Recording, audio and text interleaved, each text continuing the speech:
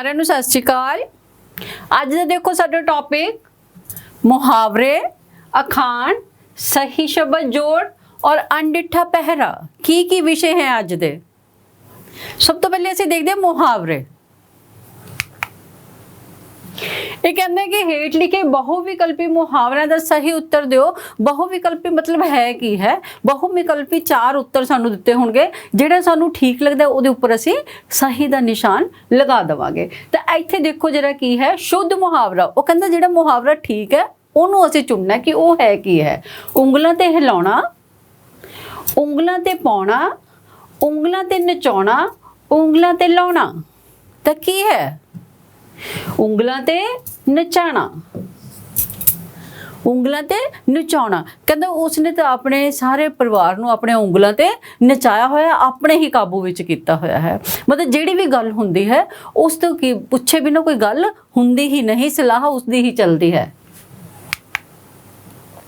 ਉਸ ਕਹਿੰਦਾ ਜ਼ਖਮਾਂ ਤੇ ਡੈਸ਼ ਸਹੀ ਸ਼ਬਦ ਚੁਣ ਕੇ ਮੁਹਾਵਰਾ ਪੂਰਾ ਕਰੋ।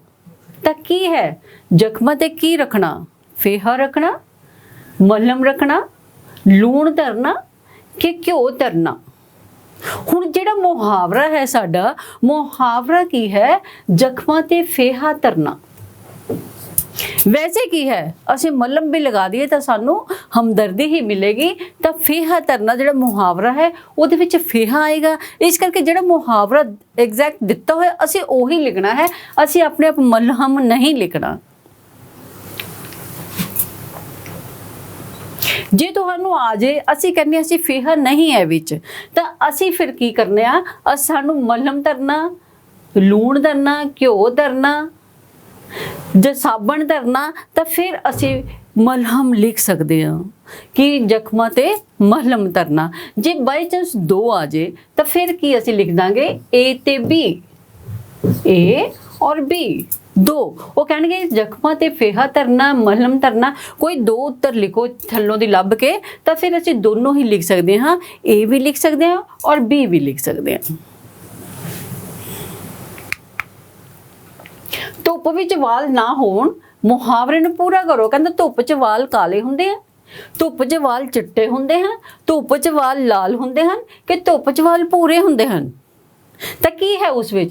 कहंदा मैं सारी उम्र अपने वाल जिहड़े है धुप च चिट्टे नहीं कीते, एक्सपीरियंसड। मैनू कहंदा बड़े बड़े एक्सपीरियंस है कि मैं धुप च एवें वाल नहीं चिट्टे किते हुए। मैं सारी लाइफ विच बहुत सारे एक्सपीरियंस किते जिस दे नाल कि मेरे वाल चिट्टे होए। बिना एक्सपीरियंस तो, बिना अभ्यास तो कोई वाल चिट्टे नहीं हैं। बहुत उम्र लंघाई पर मेरे वाल हुण चिट्टे होए हैं, क्योंकि मैं सारी उम्र बिना मतलब तो, बिना काम तो मेरे वाल जिहड़े हैं चिट्टे नहीं होए। पैर धो के पीना मुहावरे दा सही उत्तर। मजबूरी होनी, कहंदा कोई मजबूरी दे विच तुसीं चमचागिरी किसे नाल कर रहे हो, किसी दी चमचागिरी खुशामद करदे हो, गुलामी करदे हो कि आदर सत्कार करदे हो, जे पैर साफ करने। तो असीं की है जे पैर धो के पीने भी पैंदे हन तो फिर की है असीं आदर सत्कार करदे हां। पिछे जी जन्माष्टमी से, जन्माष्टमी च देखो कृष्ण जी ने सुदामा जी का चरनामत बना के पीता, तो वो की सी? आदर सत्कार। क्योंकि गरीब नूं लोकां ने धक्के मार के बाहर कढ़ दिता, पर उन्होंने की कहा कि नहीं मेरे बचपन का दोस्त है, इनू अंदर ले आओ। तो फिर उसका चरनामत बना के पीता, पैर धो के पीते, उसका पूरा आदर सत्कार किया, उसनूं नहाया, उसदे नवे कपड़े पाए। तीर तुक्का लाउणा, तीर तुक्का लगाउणा बहादरी विखाउणी, तीर चलाने, अनुमान लाने जां तीरां नाल तुक्के बन्नणे। तुक्के बन्नणे की हुंदा है? जिस तरह असीं छल्ली हुंदी, छल्ली दे असीं खा लैने, बाकी की तुक्का ही रह जाता है। तो इत्थे कहंदा तीर तुक्का लाउणा एवें ही बिना मतलब तो की करदे हां असीं? कोई बहादरी तो नहीं करदे असीं। जे असीं बिना मतलब तो अंदाजे लगाई जन्ने, कोई बहादरी नहीं है। तो इत्थे की है तीर चलाउने भी नहीं बनदा, तीर तुक्का लाना अनुमान, तीर तुक्का लगाना। कहंदा मैं तो चारां दे विचों दी मैं तो हुण तुक्का ही लगा के सारे क्वेश्चनां दे उपर ही राइट लगाया। पता नहीं हुण नैगेटिव मार्किंग होएगी कि पॉजिटिव होएगी, ये तो मैनूं नहीं पता, पर मैं तीर तुक्का लगा के राइट लगा दित्ते, शायद ठीक ही हो जाए। शुद्ध मुहावरा चुनो। ਸਿਰੋਂ ਕੱਜੀ ਹੋਣਾ, ਸਿਰੋਂ ਨੰਗੀ ਹੋਣਾ, ਸਿਰੋਂ ਗੰਜੀ ਹੋਣਾ, ਤਾਂ ਸਿਰੋਂ ਸਫੇਦ ਹੋਣਾ, ਵਾਲ ਸਫੇਦ ਹੋ ਗਏ। ਤਾਂ ਇੱਥੇ ਕੀ ਹੈ? ਸਿਰੋਂ ਨੰਗੀ ਹੋਣਾ, ਵਿਧਵਾ। ਜਵਾਨੀ ਵਿੱਚ ਹੀ ਉਹ ਸਿਰੋਂ ਨੰਗੀ ਹੋ ਗਈ। ਸਿਰੋਂ ਨੰਗੀ ਕੀ ਹੈ? ਚੁੰਨੀ ਤਾਂ ਉਤਰਦੀ ਜਾਂਦੀ ਹੈ ਹਨਾ, ਅੱਜ ਕੱਲ ਦੁਪੱਟੇ ਤਾਂ ਵੈਸੇ ਹੀ ਨਹੀਂ ਲੈਂਦੇ। ਪਰ ਇੱਥੇ ਸਿਰੋਂ ਨੰਗੀ ਹੋਣ ਦਾ ਅਰਥ ਕੀ ਹੈ? ਵਿਧਵਾ ਹੋ ਜਾਣਾ। ਖੇਰੂ ਖੇਰੂ ਹੋ ਜਾਣਾ, ਸਹੀ ਅਰਥ ਦੇਖੋ, ਆਬਾਦ ਹੋ ਜਾਣਾ, ਤਰੱਕੀ ਹੋਣੀ, ਚੜ ਮਚਣੀ ਜਾਂ ਬਿਖਰ ਜਾਣਾ। ਕਹਿੰਦਾ ਉਹਨਾਂ ਦੀ ਨਵੀਂ ਵਹੁਟੀ ਨੇ ਜਦੋਂ ਜਿਉਂ ਹੀ ਘਰ 'ਚ ਪੈਰ ਰੱਖਿਆ, ਚਾਰੇ ਭਰਾਵਾਂ ਨੂੰ ਖੇਰੂ ਖੇਰੂ ਕਰ ਦਿੱਤਾ। ਤਾਂ ਕੀ ਕਰ ਦਿੱਤਾ? ਉਹਨਾਂ ਨੂੰ ਬੰਨ੍ਹ ਦਿੱਤਾ? ਨਹੀਂ, ਉਸ ਨੂੰ ਕੀ ਕਰ ਦਿੱਤਾ? ਬਿਖਰ ਗਿਆ ਘਰ।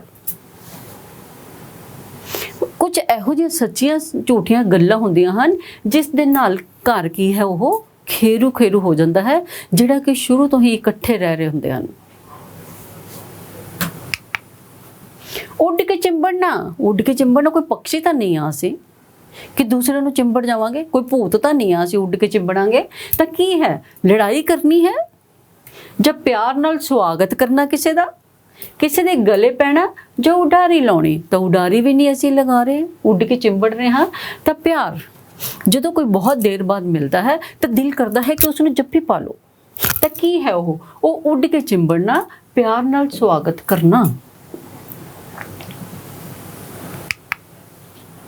ਅੱਖਾਂ ਵਿੱਚ ਡੈਸ਼ ਆਉਣਾ, ਪਾਣੀ ਆਉਣਾ ਨਹੀਂ, ਸੋਜ ਆ ਜਾਣੀ, ਚਰਬੀ ਆਉਣੀ ਕਿ ਗਿੱਧ ਆਣੀ। ਹੁਣ ਸਹੀ ਜਿਹੜਾ ਹੈ ਮੁਹਾਵਰਾ ਅਸੀਂ ਦੇਖਣਾ ਹੈ ਕਿ ਅੱਖਾਂ ਵਿੱਚ ਕੀ ਆਣਾ ਜਿਸ ਨਾਲ ਸਾਡਾ ਮੁਹਾਵਰਾ ਸਹੀ ਹੋ ਜਾਏ। ਤਾਂ ਅੱਖਾਂ ਵਿੱਚ ਚਰਬੀ ਆਉਣੀ। ਅੱਖਾਂ ਵਿੱਚ ਚਰਬੀ ਆਉਣੀ ਦਾ ਅਰਥ ਕੀ ਹੈ? ਜਦੋਂ ਬੰਦਾ ਹੰਕਾਰ ਜਾਂਦਾ ਹੈ, ਹੰਕਾਰਿਆ ਜਾਂਦਾ ਹੈ, ਤਾਂ ਕਹਿੰਦਾ ਉਸ ਦੀਆਂ ਤਾਂ ਹੁਣ ਅੱਖਾਂ ਦੇ ਵਿੱਚ ਚਰਬੀ ਆਈ ਹੋਈ ਹੈ। ਜਦੋਂ ਦਾ ਉਹ ਉਸਦੀ ਲੋਟਰੀ ਤੱਕ ਕੀ ਨਿਕਲ ਗਈ, ਕਿਸੇ ਨੂੰ ਬੰਦੇ ਨੂੰ ਬੰਦਾ ਹੀ ਨਹੀਂ ਸਮਝਦਾ, ਹੁਣ ਤਾਂ ਉਸਦੀਆਂ ਅੱਖਾਂ 'ਚ ਚਰਬੀ ਆ ਗਈ ਹੈ, ਉਸ ਨੂੰ ਬੜਾ ਹੰਕਾਰ ਹੋ ਗਿਆ ਹੈ। ਔਖਾ ਤੇ ਬੇਸੁਆਦਾ ਕੰਮ ਕਰਨ ਲਈ ਕਿਹੜਾ ਮੁਹਾਵਰਾ ਸਹੀ ਹੈ? ਅੱਤ ਚੁੱਕਣੀ, ਹੱਦ ਕਰ ਦੇਣੀ, ਅੱਜ ਕੱਲ ਕਰਨਾ, ਟਾਲ ਮਟੋਲ ਕਰਨਾ, ਅਲੂਣੀ ਸਿਲ ਚਟਣਾ, ਬੇਸੁਆਦਾ ਕੰਮ ਕਰਨਾ। ਤਾਂ ਕੀ ਹੈ? ਅਲਕ ਮੁਕਾਣੀ, ਜਾਨੋਂ ਹੀ ਮਾਰ ਦੇਣਾ। ਅਰਥ ਸਾਰਿਆਂ ਦੇ ਹੀ ਹਨ, ਪਰ ਉੱਥੇ ਅਸੀਂ ਕਹਿੰਦਾ ਔਖਾ ਤੇ ਬੇਸੁਆਦਾ ਕੰਮ ਕਰਨ ਲਈ ਕਿਹੜਾ ਮੁਹਾਵਰਾ ਸਾਡਾ ਸਹੀ ਰਹੇਗਾ? ਤਾਂ ਅਲੂਣੀ ਸਿਲ ਚਟਣਾ, ਬੇਸੁਆਦਾ ਕੰਮ ਕਰਨਾ।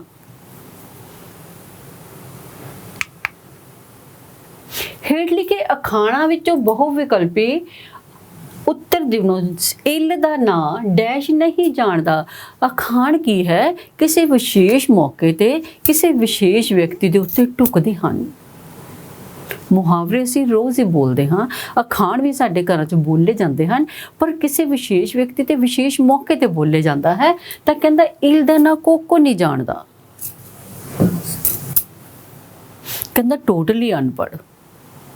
ਕਹਿੰਦਾ ਜਦੋਂ ਉਸ ਨੂੰ ਪਿੰਡ ਦਾ ਸਰਪੰਚ ਬਣਾ ਦਿੱਤਾ ਤਾਂ ਸਾਰੇ ਲੋਕਾਂ ਨੇ, ਪਿੰਡ ਵਾਲਿਆਂ ਨੇ ਕੀ ਕਹਿਣਾ ਸ਼ੁਰੂ ਕਰ ਦਿੱਤਾ ਕਿ ਇਹ ਟੋਟਲੀ ਅਨਪੜ੍ਹ ਹੈ, ਇਹ ਕਾਗਜ਼ ਪੜ੍ਹੇਗਾ ਕਿਸ ਤਰ੍ਹਾਂ? ਜਿਹੜੇ ਕਾਗਜ਼ਾਤ ਹੋਣਗੇ ਉਹਨਾਂ ਨੂੰ ਕਿਸ ਤਰ੍ਹਾਂ ਪੜ੍ਹੇਗਾ? ਤਾਂ ਇਸ ਨੂੰ ਤਾਂ ਇਲ ਦਾ ਨਾਂ ਕੋਕੋ ਵੀ ਨਹੀਂ ਆਉਂਦਾ। ਇੱਕ ਕਮਲੀ ਦੂਜਾ ਪੈ ਗਈ ਮੌਤ ਦੇ, ਮੁਸ਼ਕਿਲ ਦੇ, ਸਿਵਿਆਂ ਦੇ ਜਾਂ ਮੁਸੀਬਤ ਦੇ।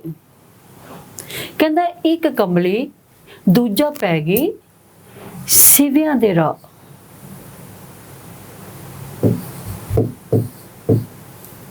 ਸਿਵਿਆਂ ਦੇ।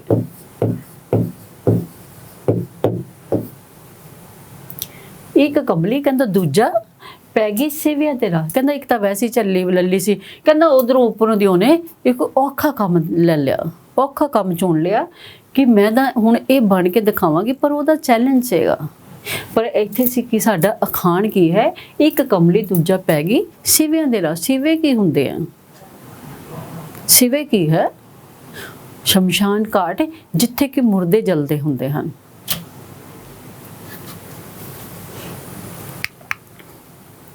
ਸਰਫਾ ਕਰਦੇ ਕਰਦੇ ਹੋਰ ਨੁਕਸਾਨ ਹੋ ਜਾਣਾ, ਇਸ ਲਈ ਹੇਠ ਲਿਖਿਆਂ ਵਿੱਚੋਂ ਕਿਸੇ ਇੱਕ ਅਖਾਣ ਦੀ ਵਰਤੋਂ ਕਰਨੀ ਹੈ ਅਸੀਂ।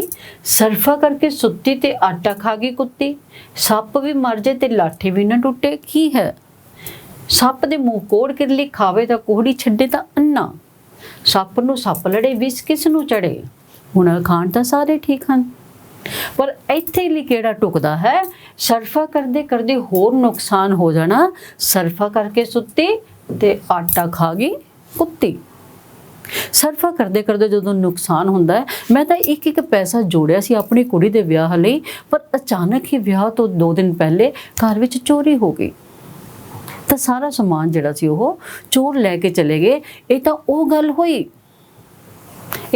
ਗੱਲ ਹੋਈ ਕਿ ਸਰਫਾ ਕਰਦੇ ਕਰਦੇ ਹੋਰ ਨੁਕਸਾਨ, ਸਰਫਾ ਕਰਕੇ ਸੁੱਤੀ ਤੇ ਆਟਾ ਖਾ ਗਈ ਕੁੱਤੀ। ਸਾਨੂੰ ਅਖੀਰ ਸੇ ਲਿਖਣਾ ਪਏਗਾ, ਇਹ ਤਾਂ ਉਸ ਤੇ ਟੁਕਦਾ ਹੈ, ਇਹ ਤਾਂ ਉਹ ਗੱਲ ਹੋਈ, ਸਿਆਣਿਆਂ ਨੇ ਠੀਕ ਹੀ ਕਿਹਾ ਹੈ। ਤਾਂ ਅਖਾਣਾਂ ਦੇ ਨਾਲ ਸਾਨੂੰ ਲਿਖਣਾ ਪੈਂਦਾ ਹੈ। ਸੱਪ ਵੀ ਮਰ ਜਾਏ ਤੇ ਲਾਠੀ ਵੀ ਨਾ ਟੁੱਟੇ।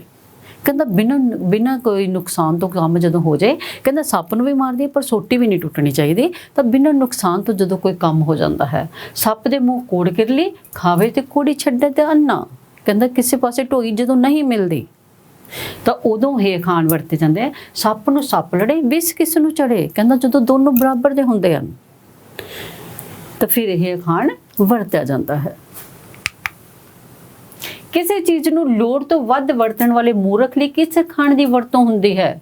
ਕੱਲ ਨਾਮ ਕਾਲ ਦਾ, ਜੋ ਕੰਮ ਕਰਨਾ ਅੱਜ ਕਰੋ। ਹੋਛੇ ਜੱਟ ਕਟੋਰਾ ਲੱਭਾ, ਪਾਣੀ ਪੀ ਪੀ ਆਫਰਿਆ, ਸੋਟਾ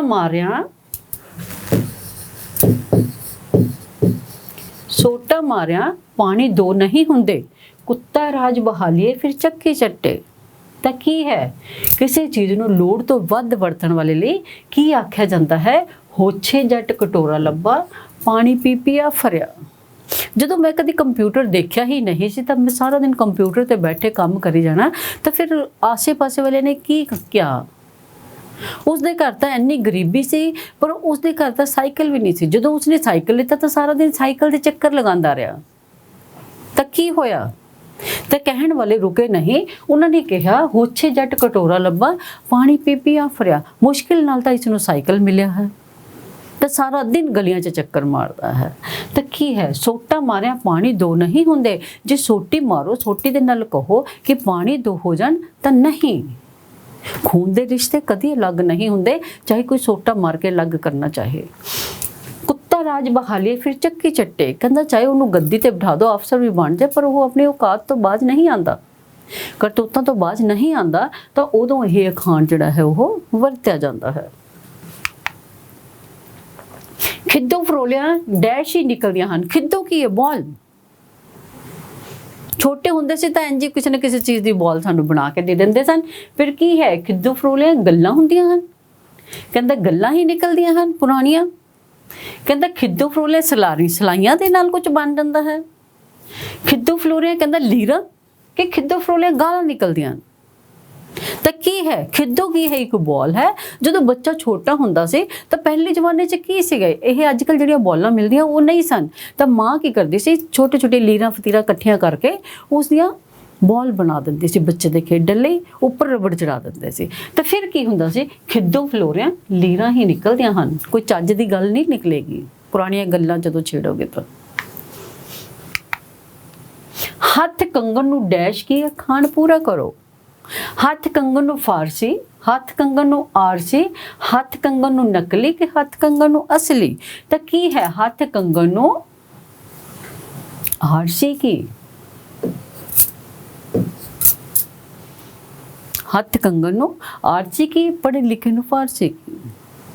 ਕਹਿੰਦਾ ਜਦੋਂ ਕੋਈ ਚੀਜ਼ ਸਾਡੇ ਕੋਲ ਡਾਕੂਮੈਂਟੇਸ਼ਨ ਹੁੰਦੇ ਸਾਹਮਣੇ ਸਾਨੂੰ ਦਿਖ ਰਿਹਾ ਹੈ, ਮੈਂ ਕਹਿ ਰਹੀ ਹਾਂ ਕਿ ਉਸਨੇ ਐਮਏ ਕੀਤੀ ਪਰ ਮੈਨੂੰ ਪਤਾ ਹੈ ਉਸਦਾ ਸਰਟੀਫਿਕੇਟ ਮੇਰੇ ਕੋਲ ਹੈ, ਤਾਂ ਫਿਰ ਉਸਦੇ ਪ੍ਰਤੱਖ ਇਨਡਾਇਰੈਕਟ ਅਸੀਂ ਉਹ ਕਿਉਂ ਬਾਰ-ਬਾਰ ਪੁੱਛੀ ਜਾ ਰਹੇ ਹਾਂ।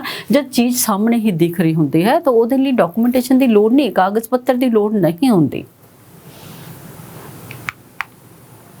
ਕੋਈ ਵੀ ਕੰਮ ਉਦਮ ਤੋਂ ਬਿਨਾਂ ਸਿਰੇ ਨਹੀਂ ਚੜਦਾ। ਉਦਮ ਕੀ ਹੈ, ਯਤਨ ਕਰਨਾ, ਕੋਸ਼ਿਸ਼ ਕਰਨੀ। ਹੰਕਾਰਿਆ ਸੋ ਮਾਰਿਆ, ਹੰਕਾਰ ਚੰਗਾ ਨਹੀਂ ਹੁੰਦਾ। ਹੱਥ ਨੂੰ ਹੱਥ ਪਛਾਣਦਾ ਹੈ, ਜਿਸ ਤਰ੍ਹਾਂ ਦਾ ਕਰੋਗੇ ਉਸ ਤਰ੍ਹਾਂ ਦਾ ਤੁਹਾਡੇ ਨਾਲ ਕੋਈ ਬਿਹੇਵ ਕਰੇਗਾ। ਜੇ ਤੁਸੀਂ ਕਿਸੇ ਨਾਲ ਚੰਗਾ ਲੈਣ ਦੇਣ ਹੈ ਤੁਹਾਡਾ, ਤਾਂ ਤੁਹਾਡੇ ਨਾਲ ਵੀ ਹਰ ਕੋਈ ਚੰਗਾ ਲੈਣ ਦੇਣ ਕਰੇਗਾ। ਹੀਲੇ ਰਿਜ਼ਕ ਬਹਾਨੇ ਮੌਤ, ਹੀਲਾ ਕਰਨਾ, ਰਿਜ਼ਕ ਪੈਸਾ। ਜਦੋਂ ਤੁਸੀਂ ਯਤਨ ਕਰਦੇ ਹੋ ਤਾਂ ਘਰ ਵਿੱਚ ਪੈਸਾ ਆਉਂਦਾ ਹੈ। ਉਦਮ ਅੱਗੇ ਲక్ష్ਮੀ ਪੱਖੇ ਅੱਗੇ ਪੌਣ। ਤਾਂ ਕੀ ਹੈ? ਉਦਮ ਦੀ ਵਡਿਆਈ, ਯਤਨ ਦੀ ਵਡਿਆਈ। ਤਾਂ ਉਦਮ ਅੱਗੇ ਲక్ష్ਮੀ ਪੱਖੇ ਅੱਗੇ ਪੌਣ। ਕੋਈ ਵੀ ਕੰਮ ਉਦਮ ਤੋਂ ਬਿਨਾਂ ਸਿਰੇ ਨਹੀਂ ਚੜਦਾ।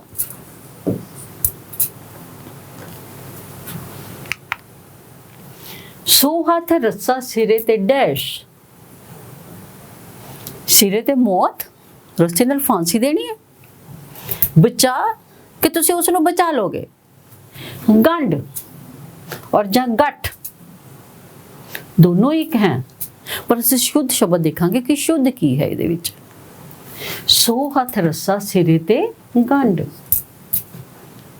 ਜਦੋਂ ਕਾਫੀ ਸਾਰੀ ਕੋਸ਼ਿਸ਼ਾਂ ਕਰਦੇ ਹਾਂ ਪਰ ਨਤੀਜਾ ਉੱਥੇ ਦਾ ਉੱਥੇ ਹੀ ਰਹਿੰਦਾ ਹੈ, ਤਾਂ ਉਦੋਂ ਇਹ ਅਖਾਣ ਦੀ ਵਰਤੋਂ ਕੀਤੀ ਜਾਂਦੀ ਹੈ। ਕੱਖਾਂ ਦੀ ਕੁੱਲੀ ਤਾਂ ਡੈਸ਼ ਦਾ ਪਾੜਛਾ। ਪਾੜਛਾ ਕੀ ਹੈ? ਪਰਨਾਲਾ। ਸਾਰੇ ਘਰਾਂ ਵਿੱਚ ਪਰਨਾਲਾ ਹੁੰਦਾ ਹੈ। ਜਦੋਂ ਬਾਰਿਸ਼ ਦਾ ਪਾਣੀ ਆਉਂਦਾ ਰਹਿੰਦਾ, ਡਿੱਗਦਾ ਰਹਿੰਦਾ, ਤਾਂ ਪਾੜਛੇ ਦੇ ਨਾਲ ਪਾਣੀ ਜਿਹੜਾ ਉਹ ਗਲੀਆਂ 'ਚ ਨਿਕਲ ਜਾਂਦਾ ਹੈ, ਪਾਈਪਸ ਦੇ ਵਿੱਚ ਆ ਜਾਂਦਾ ਹੈ। ਤਾਂ ਇੱਥੇ ਕੀ ਹੈ? ਕੱਖਾਂ ਦੀ ਕੁੱਲੀ ਤਾਂ ਕਿਸ ਦਾ ਪਾੜਛਾ? ਹਾਥੀ ਦੰਦ ਦਾ, ਲੱਕੜ ਦਾ, ਲੋਹੇ ਦਾ, ਤਾਂ ਸਤੀਰਾਂ ਦਾ, ਸਿਮਟ ਦਾ ਵੀ ਹੋ ਸਕਦਾ ਹੈ। ਤਾਂ ਕੀ ਹੈ ਇੱਥੇ? ਕੱਖਾਂ ਦੀ ਕੁੱਲੀ, ਘਾਹ ਫੂਸ ਦੀ ਕੁੱਲੀ, ਤਾਂ ਦੰਦ ਖੰਡ ਦਾ, ਹਾਥੀ ਦੰਦ ਦਾ, ਪਾੜਛਾ ਜਾਂ ਪਟਨਾਲਾ। ਕੱਖਾਂ ਦੀ ਕੁੱਲੀ, ਘਾਹ ਦੀ ਕੁੱਲੀ, ਝੋਂਪੜੀ। ਜਦੋਂ ਕਿਸੇ ਸਸਤੀ ਚੀਜ਼ ਦੇ ਉੱਤੇ ਮਹਿੰਗੀ ਚੀਜ਼ ਨੂੰ ਸਜਾਇਆ ਜਾਏ, ਮਹਿੰਗੀ ਚੀਜ਼ ਦੇ ਨਾਲ, ਤਾਂ ਉਦੋਂ ਇਹ ਅਖਾਣ ਵਰਤਿਆ ਜਾਂਦਾ ਹੈ। ਸੱਪ ਦੇ ਮੂੰਹ ਕੋਹੜ ਕਿਰਲੀ, ਖਾਵੇ ਤਾਂ ਕੋਹੜੀ, ਛੱਡੇ ਤਾਂ ਸੋ ਜਾਖਾ, ਅੰਨਾ ਕਾਣਾ ਕੇ ਲਾਵਾਂ।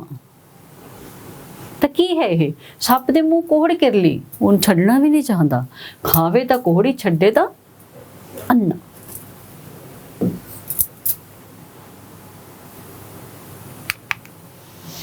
ਹੇਠ ਲਿਖਿਆ ਵਿੱਚੋਂ ਸਹੀ ਸ਼ਬਦ ਜੋੜ ਦੇਖੋ।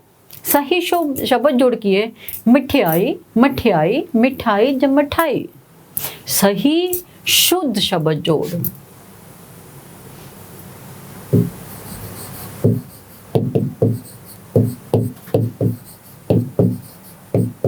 ਸਹੀ ਸ਼ੁੱਧ।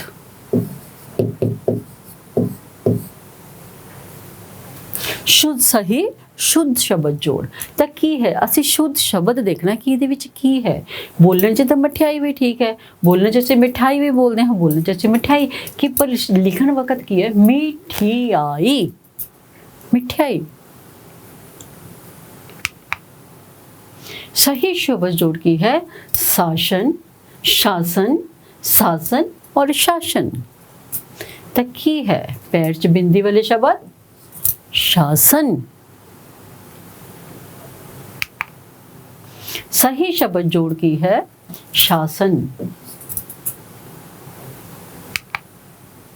सही शब्द जोड़ सुनो सोहो, सोहो, सोहो, ਸਾਹੋਂ।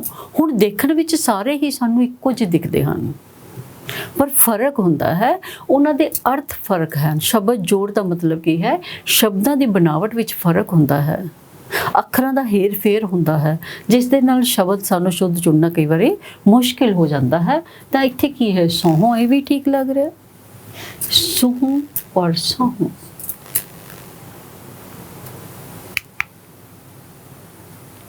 सही शब्द जोड़ चुनो कहर, केयार, कहर, कहर। तो दुलावा वाले शब्द नु की करोगे? दुलावा खत्म और हाहे नु सिहारी। तो की है? कहर।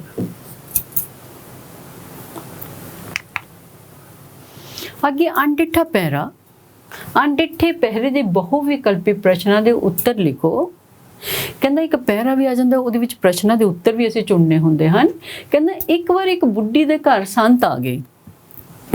ਕਈ ਵਾਰੀ ਕੀ ਹੁੰਦਾ, ਗਲੀਆਂ 'ਚ ਘੁੰਮਦੇ ਫਿਰਦੇ ਕੋਈ ਨਾ ਕੋਈ ਸਾਧੂ ਸੰਤ ਘੁੰਮਦੇ ਹੀ ਹੁੰਦੇ ਹਨ ਔਰ ਆ ਕੇ ਬੈਠ ਜਾਂਦੇ ਨੇ, ਬੀਬੀ ਦੱਸ ਤੇਰਾ ਮੁੰਡਾ ਕਿੱਥੇ ਗਿਆ, ਤੇਰਾ ਘਰ ਵਾਲਾ ਕੀ ਕਰਦਾ ਹੈ, ਤੇਰੀਆਂ ਕੁੜੀਆਂ ਕਿੰਨੀਆਂ ਹਨ। ਤਾਂ ਅਸੀਂ ਉਹਨਾਂ ਤੋਂ ਬਚ ਕੇ ਵੀ ਰਹਿਣਾ ਹੈ। ਪਰ ਇੱਥੇ ਦੇਖੋ, ਇੱਥੇ ਕੀ ਕਹਿ ਰਿਹਾ ਉਹ ਬੰਦਾ? ਬੁੱਢੀ ਅੱਖਾਂ ਤੋਂ ਅੰਨੀ ਸੀ, ਉਹ ਗਰੀਬ ਵੀ ਸੀ ਤੇ ਬੇਔਲਾਦ ਵੀ ਸੀ। उसने संत जी की बहुत सेवा की ते उस संत ने उसकी सेवा तो खुश होके भी कई बार मंगण लई कहा, उन्होंने कहा कोई वर मंग। ਕਹਿੰਦਾ ਤੂੰ ਇੰਨੀ ਦਿਲ ਦੇ ਨਾਲ ਮੇਰੀ ਸੇਵਾ ਕੀਤੀ ਹੈ, ਮੈਨੂੰ ਚਾਹ ਪਿਆਈ, ਮੈਨੂੰ ਬਿਸਕੁਟ ਖਵਾਏ, ਰੋਟੀ ਵੀ ਖਵਾਤੀ, ਕਹਿੰਦਾ ਹੁਣ ਤੂੰ ਕੋਈ ਵਰ ਮੰਗ। ਤਾਂ ਬੁੱਢੀ ਕੀ ਕਹਿੰਦੀ ਹੈ, ਸੰਤ ਨੇ ਕਿਹਾ ਕਿ ਉਹ ਕੋਈ ਵੀ ਇੱਕ ਚੀਜ਼ ਮੰਗ ਲਵੇ ਉਸ ਨੂੰ ਮਿਲ ਜਾਵੇਗੀ। ਇਹ ਸੁਣ ਕੇ ਬੁੱਢੀ ਇਸ ਉਲਝਣ ਕੀ ਹੈ, ਮੁਸ਼ਕਿਲ ਵਿੱਚ ਫਸ ਗਈ ਕਿ ਉਹ ਕੀ ਮੰਗੇ। ਅੰਨੀ ਹੋਣ ਕਰਕੇ ਉਸਨੇ ਸੰਤ ਅੱਗੇ ਬੇਨਤੀ ਕੀਤੀ ਕਿ ਉਹ ਸੋਚ ਕੇ ਦੱਸੇਗੀ। ਅੰਤ ਉਸਨੇ ਆਪਣੇ ਸਾਰੇ ਵਿਚਾਰਾਂ ਨੂੰ ਇਕੱਠਾ ਕਰਕੇ ਕਹਿਣ ਲੱਗੀ, ਮਹਾਰਾਜ ਮੈਂ ਆਪਣੀ ਨੂੰਹ ਨੂੰ ਸੋਨੇ ਦੀ ਮਧਾਣੀ ਦੇ ਨਾਲ ਦੁੱਧ ਰਿੜਕਦੀ ਵੇਖਾਂ। ਇਹਨਾਂ ਸ਼ਬਦਾਂ ਨਾਲ ਬੁੱਢੀ ਨੇ ਕੁੱਜੇ ਵਿੱਚ ਸਮੁੰਦਰ ਬੰਦ ਕਰ ਦਿੱਤਾ। ਬੁੱਢੀ ਦੇ ਘਰ ਨੂੰਹ ਤਦ ਹੀ ਆ ਸਕਦੀ ਹੈ ਜੇਕਰ ਉਸਦੇ ਘਰ ਪੁੱਤਰ ਹੋਵੇ। ਸੋਨੇ ਦੀ ਮਧਾਣੀ ਧਨ ਦੌਲਤ ਵਾਲਿਆਂ ਦੇ ਲਈ ਘਰ ਵਿੱਚ ਹੀ ਹੋ ਸਕਦੀ ਹੈ। ਬੁੱਢੀ ਨੇ ਦੁੱਧ ਦੇਣ ਵਾਲੀਆਂ ਮੱਝਾਂ ਗਾਵਾਂ ਦੀ ਮੰਗ ਲਈ ਇਹ ਸਭ ਕੁਝ ਦੇਖਣ ਲਈ ਅੱਖਾਂ ਵੀ ਮੰਗੀਆਂ। ਤਾਂ ਕੀ ਸੀ, ਕੀ ਕੀਤਾ ਬੁੱਢੀ ਨੇ ਇੱਕ ਹੀ ਲਾਈਨ ਦੇ ਵਿੱਚ ਸਾਰਾ ਕੁਝ ਮੰਗ ਲਿਆ। ਸਭ ਤੋਂ ਪਹਿਲੇ ਉਹ ਕਹਿ ਰਹੀ ਕਿ ਮੇਰੇ ਪੁੱਤਰ ਹੋਏ। ਪੁੱਤਰ ਤੋਂ ਬਾਅਦ ਕਹਿੰਦਾ ਨੂੰਹ ਆਏ। ਨੂੰਹ ਦੇ ਨਾਲ ਪੈਸਾ ਵੀ ਮੰਗ ਲਿਆ ਕਿ ਮੇਰੀ ਨੂੰਹ ਜਿਹੜੀ ਸੋਨੇ ਦੀ ਮਧਾਣੀ ਨਾਲ ਦੁੱਧ ਰਿੜਕੇ। ਤਾਂ ਸਾਰਾ ਕੁਝ ਉਹਨੇ ਇੱਕ ਹੀ ਵਾਕ ਦੇ ਵਿੱਚ ਜਿਹੜਾ ਸਾਧੂ ਸੀਗਾ ਉਸ ਤੋਂ ਮੰਗ ਲਿਆ। ਤਾਂ ਅੱਗੇ ਦੇਖੋ ਇਹਦੇ ਪ੍ਰਸ਼ਨ ਕੀ ਹਨ। ਸੰਤ ਕੌਣ ਸੀ? ਡੇਰੇ ਤੇ ਰਹਿਣ ਵਾਲਾ ਸੀ ਜਾਂ ਗਲੀਆਂ 'ਚ ਘੁੰਮਣ ਵਾਲਾ ਸੀ ਜਾਂ ਕੋਈ ਉੱਚੇ ਦਰਜੇ ਦਾ ਮਨੁੱਖ ਸੀ ਜੋ ਕੋਈ ਵੀ ਨਹੀਂ ਸੀ ਇਹਨਾਂ 'ਚੋਂ। ਤੇ ਸੰਤ ਕੀ ਸੀਗਾ? ਤੁਰਦਾ ਫਿਰਦਾ ਇੱਕ ਬੰਦਾ, ਗਲੀਆਂ 'ਚ ਘੁੰਮਣ ਵਾਲਾ। ਤੁਰਦਾ ਫਿਰਦਾ ਆ ਕੇ ਉਸ ਬੁੱਢੀ ਦੇ ਨਾਲ ਗੱਲਾਂ ਕਰਨ ਲੱਗ ਗਿਆ ਔਰ ਉਸਨੂੰ ਕਹਿਣ ਲੱਗ ਗਿਆ ਕਿ ਉਹ ਕੁਝ ਮੰਗ ਲਵੇ। ਕੁੱਜੇ ਵਿੱਚ ਸਮੁੰਦਰ ਬੰਦ ਕਰਨ ਦਾ ਕੀ ਅਰਥ ਹੈ?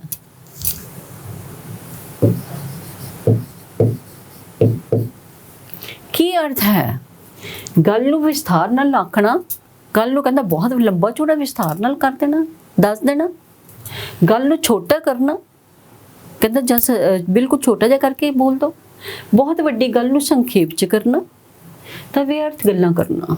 ਤਾਂ ਅਸੀਂ ਕੀ ਕਰਦੇ ਹਾਂ? ਅਸੀਂ ਸੰਖੇਪ ਰਚਨਾ ਵੀ ਕਰਦੇ ਹਾਂ। ਸੰਖੇਪ ਰਚਨਾ ਦਾ ਵੀ ਕੀ ਹੁੰਦਾ? ਇੱਕ ਪਹਿਰਾ ਹੁੰਦਾ ਹੈ।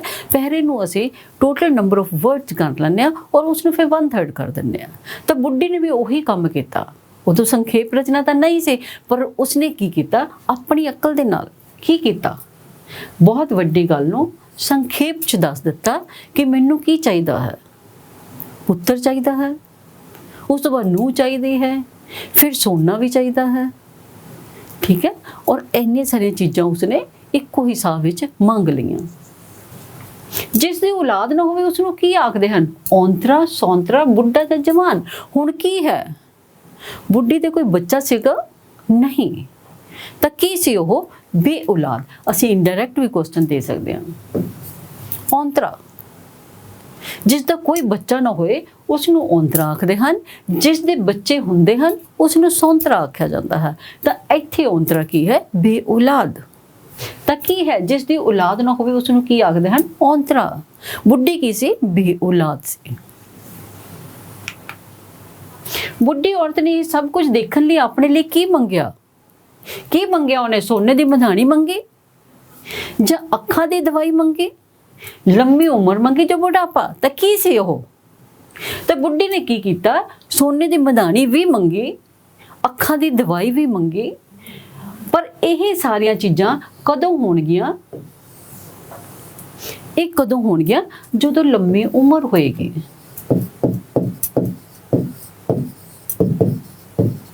ਤਾਂ ਉਸਨੇ ਗੱਲ ਨੂੰ ਗੋਲ-ਮੋਲ ਕਰਕੇ ਕੀ ਕੀਤਾ?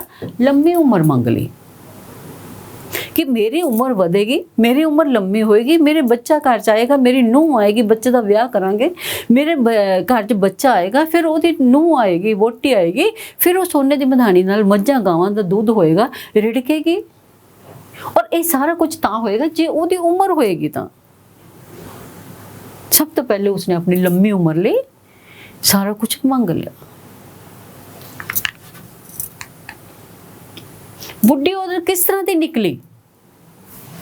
ਉੱਚੀ ਲੰਮੀ ਸੀ ਕਿ ਇੰਨਾ ਕੁਝ ਉਸਨੇ ਮੰਗ ਲਿਆ, ਜਾਂ ਬਹਾਦਰ ਸੀ ਬਹੁਤ ਵੀ ਉਸ ਤੋਂ ਡਰੀ ਵੀ ਨਹੀਂ, ਸਮਝਦਾਰ ਸੀ ਜਾਂ ਅਨਾੜੀ ਸੀ? ਉਸਨੇ ਕਿਹਾ ਮੈਨੂੰ ਸੋਚ ਲੈਣ ਦਿਓ। ਉਸਨੇ ਸੰਤ ਜੀ ਤੋਂ ਸਮਾਂ ਮੰਗਿਆ ਕਿ ਮੈਂ ਸੋਚ ਕੇ ਦੱਸਾਂਗੀ, ਸੋਚ ਕੇ ਕੀ ਦੱਸਾਂਗੀ, ਤਾਂ ਉਹ ਕੀ ਸੀ, ਬਹੁਤ ਸਮਝਦਾਰ ਨਿਕਲੀ, ਸਮਝਦਾਰ। ਧੰਨਵਾਦ ਬਹੁਤ ਬਹੁਤ।